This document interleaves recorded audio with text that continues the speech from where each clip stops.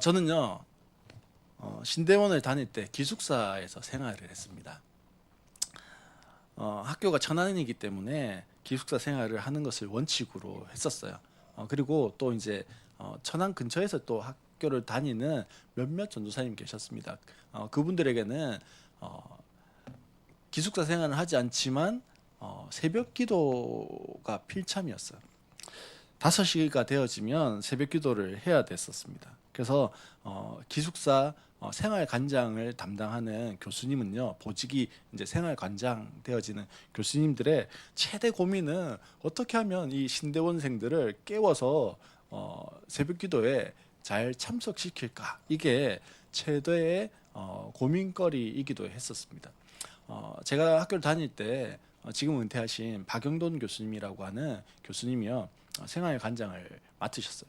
이분 별명이요, 독일군 장교 뭐 이런 별명을 가지고 있습니다. 인상이요 이렇게 좀 날카로워요.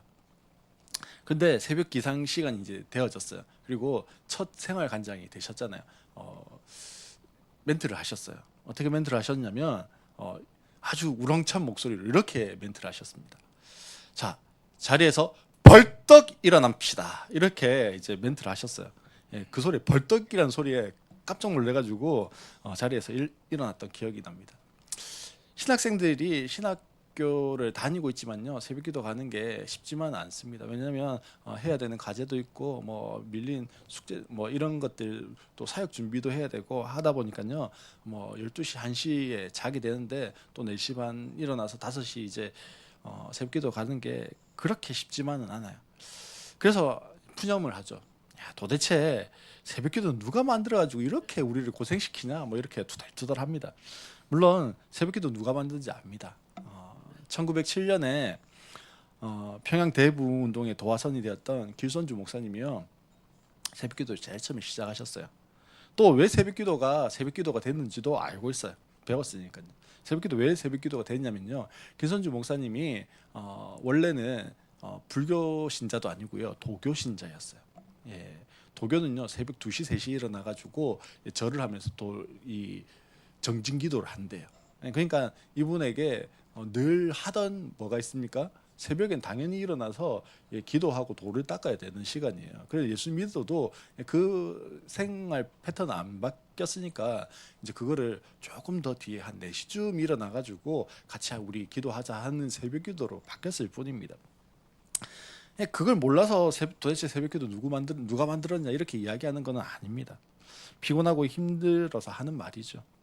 하지만 우리 인생에 풀리지 않는 수많은 문제들이 있잖아요. 내 힘으로 그 문제를 풀 수 없는 절망의 때가 찾아오더라고요. 또 두 손 두 발을 다 들어야 하는 그런 때가 있어요. 그런 때 우리에게 남아있는 유일한 방법이 뭐냐면요, 기도하는 거더라고요. 그럴 때마다 참 우둔한 인생이지만 그때 가서 깨달을 때가 참 많습니다. 그렇게라도 기도하는 것이 좋지만 그 전에 미리 하나님 앞에 엎드릴 수 있으면 더 좋을 것 같아요. 이제 개척을 하고요, 나서 보니까 미리 엎드려야 되구나 하는 것들을 점점 알게 되어집니다.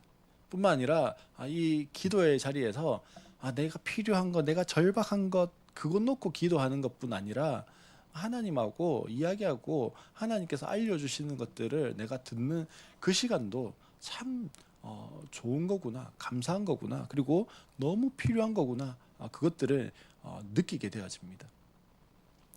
오늘 말씀해 보면요, 예수님이 기도하러 가시는 장면을 이야기하고 있습니다. 아마 예수님께서 이 모범을 미리 보여주셨던 것 같습니다.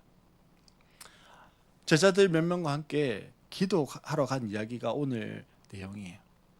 28절에 보면 이 말씀을 하신 뒤 8해쯤 되어서라고 그렇게 이야기합니다.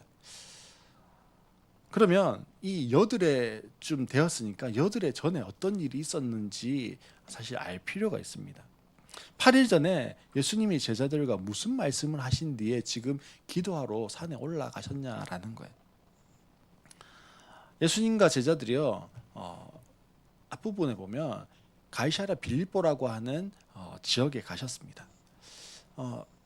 가이사랴 빌립보는요, 지금으로 치면 우리로 이야기하면요, 저기 명지 국제 신도시, 뭐 해운대 마린시티, 이렇게 생각하시면 됩니다. 어, 이 가이사라 빌립보는요, 그때 당시에 새로운 신도시예요, 신도시. 근데 거기에다가요, 이름이 가이사라 빌립보예요. 가이사라 빌립보는 앞에 가이사라라고 하는 이름은요, 지명에 나오는 이름은 황제를 지칭하는 거예요. 그리고 빌립보는 이 도시를 만든 사람의 이름을 따서 그럼 붙인 겁니다. 그래서 가이사라 빌립보는요, 그 도시를 만든 분봉왕의 이름과 또 지금 로마 황제 이름을 합쳐서 만들어 놓은 거예요. 그러면 아무 때나 로마 황제 이름을 갖다 쓸 수가 있을까요? 아니겠죠. 그러면 어떻게 해야 될까요? 황제님, 이 이름으로 이 도시를 명명해도 되겠습니까? 라고 물어야 되고, 황제가 좋다 이렇게 해야 가능한 거예요. 그러면 뭐 시쳇말로 뭐 다 쓰러져가는 도시를 만들어 놓고 황제 이름을 갖다 붙일 수가 있을까요? 아니에요. 가장 화려하고 가장 아름답고 멋지게 만들어 놓고 황제 이름을 갖다 붙였습니다. 그리고 거기에는요, 로마에서 섬기던 수많은 신전들을 세워놨어요. 사람들이 보기에는요, 너무나 화려하고 아름답고 웅장한 도시가 가이사라 빌립보였어요. 거기에 세상의 눈으로 바라보면요, 너무나 초라해 보이는 예수님이 서 계십니다.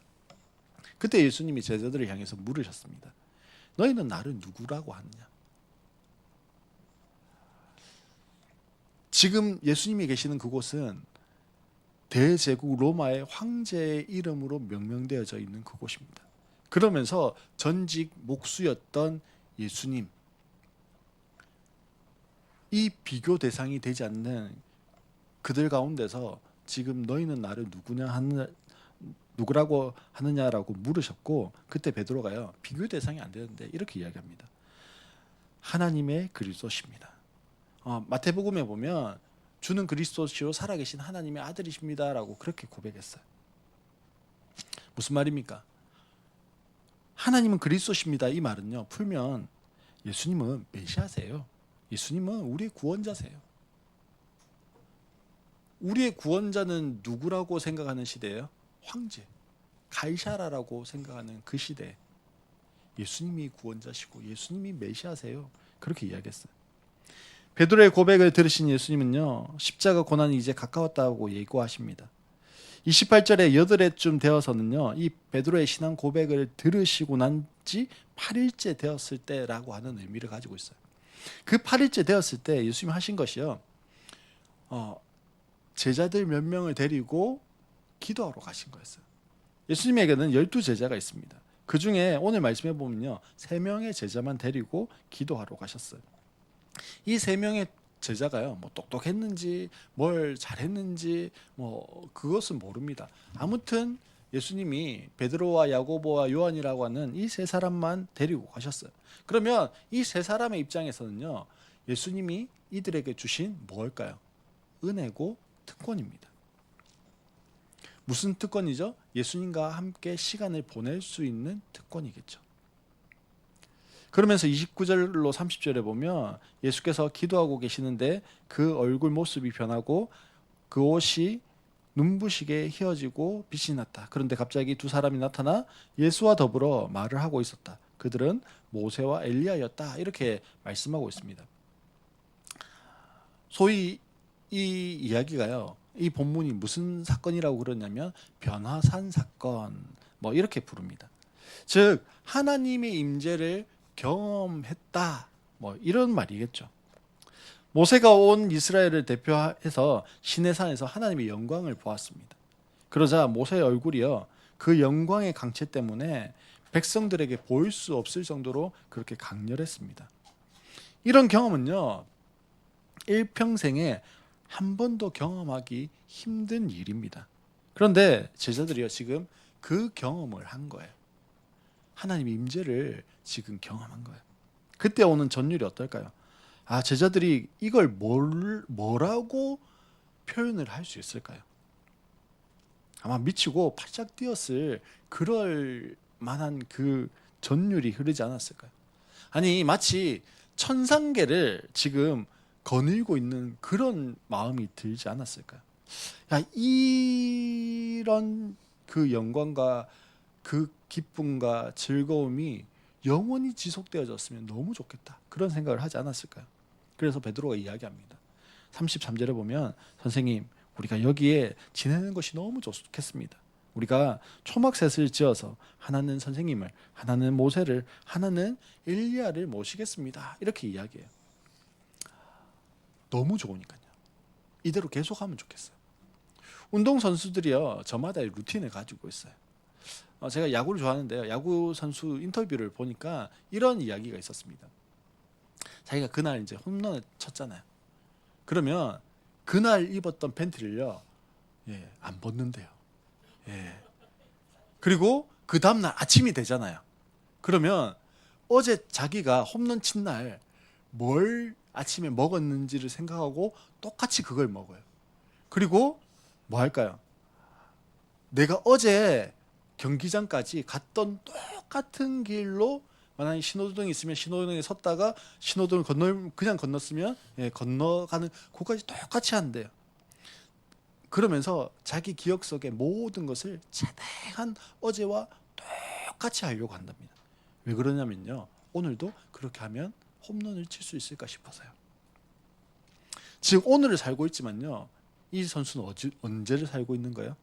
어제를 살아가고 있는 거예요. 또 남녀가 만나면요. 결혼을 하잖아요. 그리고 그 결혼을 알리는 결혼식을 합니다. 결혼식의 그 준비 단계의 주인공은 누굴까요? 신부입니다. 결혼식 당일의 주인공은 누굴까요? 신부입니다. 모든 것이 신부를 위한 날이고요. 신부에게 초점이 맞춰져 있습니다. 그래서 얼마나 화려한 드레스를 입고요. 아름다운 드레스를 입는지 몰라요. 또 화장 얼마나 아름답게 하는지 몰라요. 신부가 화장 메이크업 하는데 뭐 1시간 반, 3시간 걸리면 신랑이 메이크업 하는데 몇 분 걸릴까요? 5분 걸리더라고요, 저는요. 뭐 머리 하는데도요. 마찬가지예요. 결혼식이 이제 모두 끝났습니다. 그러면요. 어떻게 될까요? 신부가 이제 호텔로 가잖아요. 호텔 가서 제일 먼저 하는 게 뭐 할까요? 가장 먼저 하는 건요. 화장 지우는 거예요. 화장은 이제 그 두껍게 했던 메이크업을 지우는 거예요. 그리고 나면 뭐 합니까? 머리에요. 저희 아내 보니까요 그래요. 다른 사람 본 건 아니고요. 실핀이 수십 개 박혀 있습니다. 그 많은 실핀을 어떻게 박아놨는지 몰라요. 실핀을 하나씩 막 뽑습니다. 그리고 이제 편안한 옷으로 갈아입잖아요. 근데요, 다음 날이 되어졌어요. 다음 날이 되어져서 이제 다시 수십 개 뽑아놨던 실핀은요, 막 다시 받고 화장을 어제처럼요 1시간 반, 2시간씩 막 하고 이제 조식 먹으러 가자 이러는 신부가 있을까요? 없어요. 분명히 결혼식 했던 어제는요 내 인생에 가장 아름답고 화려했고 멋진 날은 분명했습니다. 근데 오늘은 어떤 날일까요?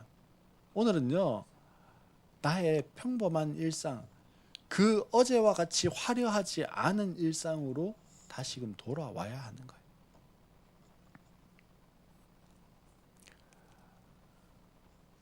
그렇기 때문에요. 이제는 좀 편한 옷 입는 거예요.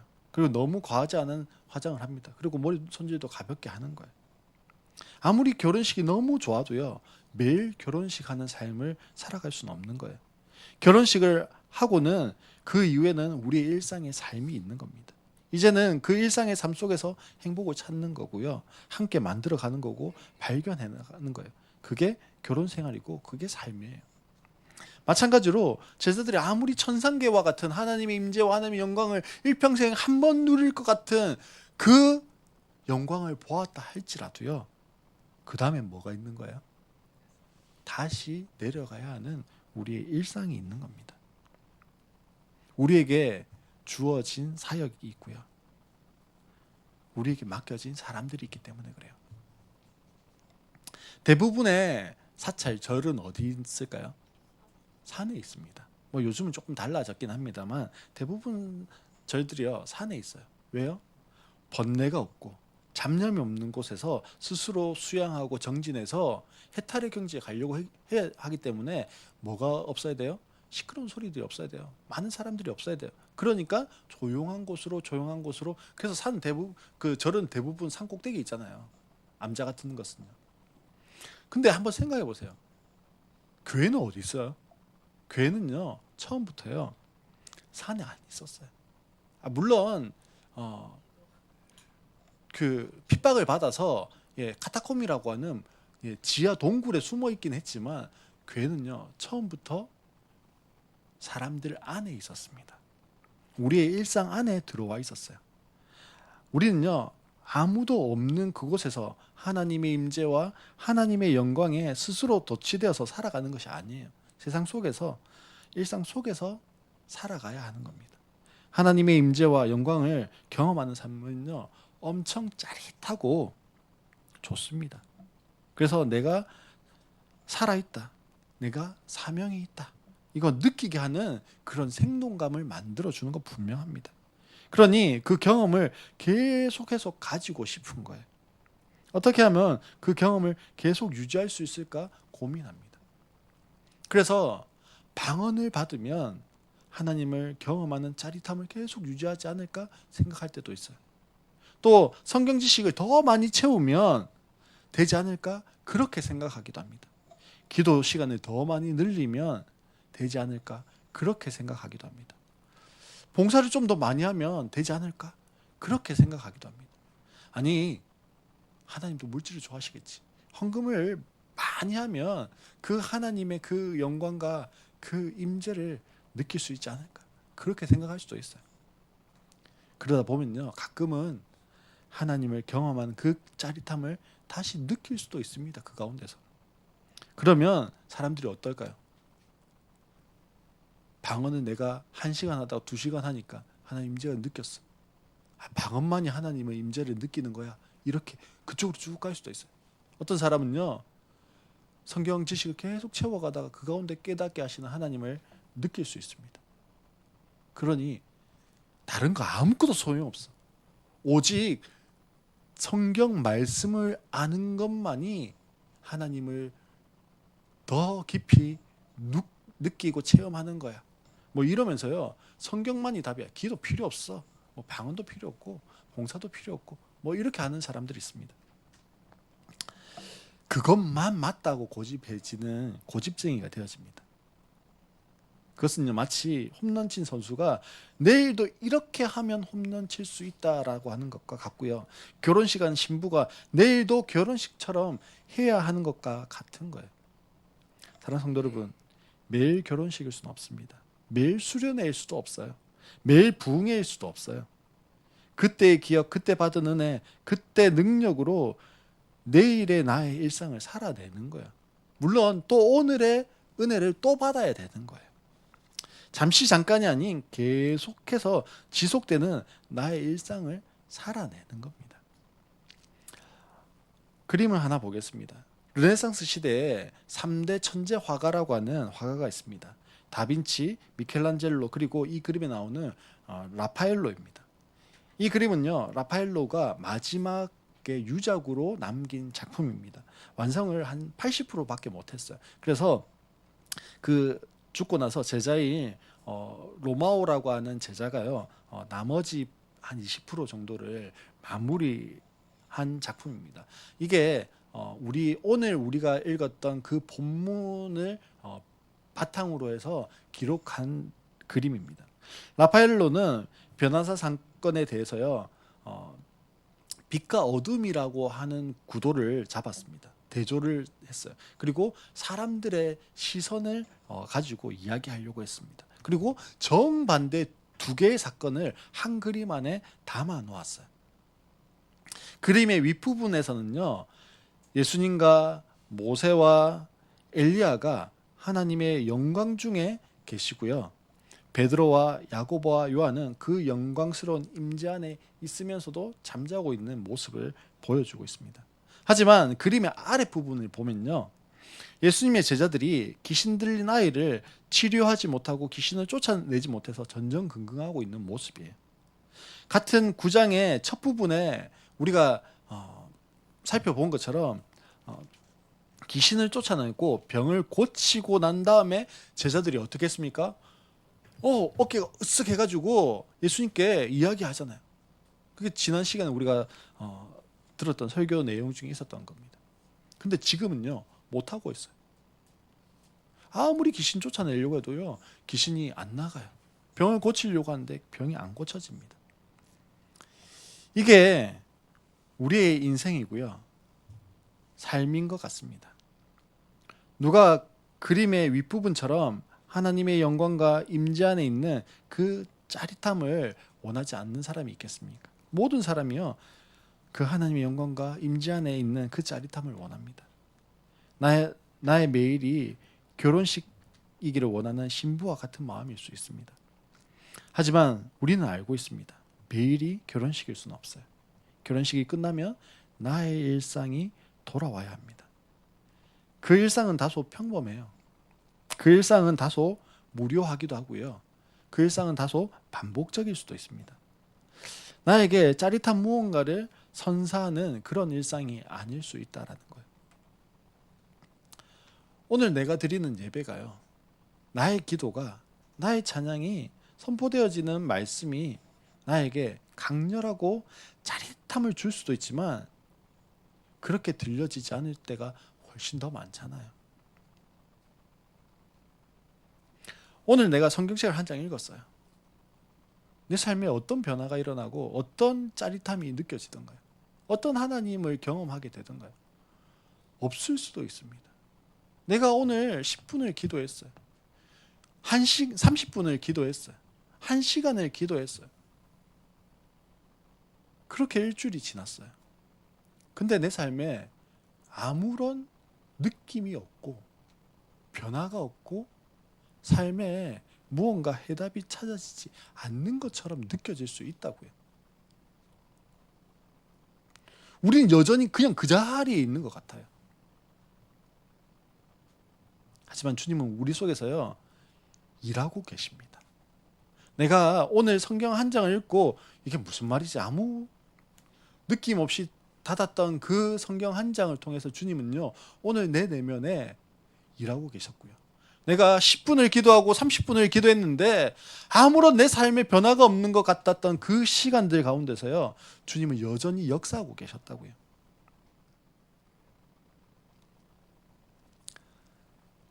결혼식도 중요하지만 결혼식 이후의 일상에서의 결혼 생활이 중요하고요.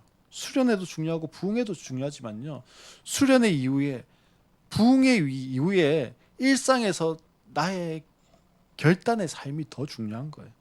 오늘 나의 예배 시간에 강렬하고 짜릿함도 중요하지만요, 집에 돌아가서 내가 해야 되는 그 결단과 헌신, 그게 훨씬 더 중요하다라는 거예요. 오늘 나의 삶에 보여드린 그림과 같은 그런 괴리감이 없습니까? 하나님은 분명히 하늘에 계신 영광과 임재 가운데 있는 능력의 하나님이신데요, 내 삶은 어때요? 어둡고 상처와 아픔이 있는 그 사람을 내 힘으로 어떻게 해줄 수 없는 연약한, 무기력한 나의 현실은 여전히 실패와 좌절과 부끄러움과 상처뿐인 그런 모습일 수 있다고.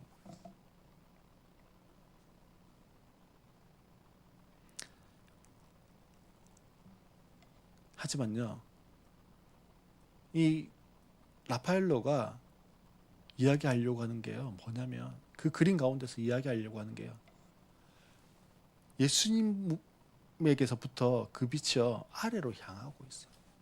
우리의 삶에 예수님의 그 빛이 향하고 있어요. 그 빛이 우리에게 비춰지기를 원하시고 계신다고요.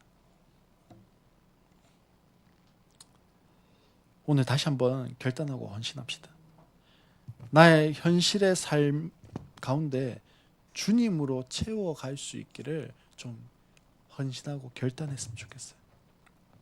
주님, 내 가운데 임재해 주셔서 그 영광과 임재를 경험하는 주님의 강렬한 그 만져주심도 필요하고요. 주님, 내 삶을 여전히 오늘도 살아내는 것도 필요합니다. 주님, 내가 오늘을 살아내는 힘을 주시고 그 오늘을 주님 앞에 반응하는 인생이 삶이 되게 해주십시오. 내가 어제를 살아가지 않게 해주시고 오늘을 살아가고 그 나에게 주실 내일의 사명을 보고 살아가는 인생이 되게 해주십시오라고 우리 이 시간 그렇게 결단하는 우리 모든 성도님들 되시기를 주님의 이름으로 축원합니다.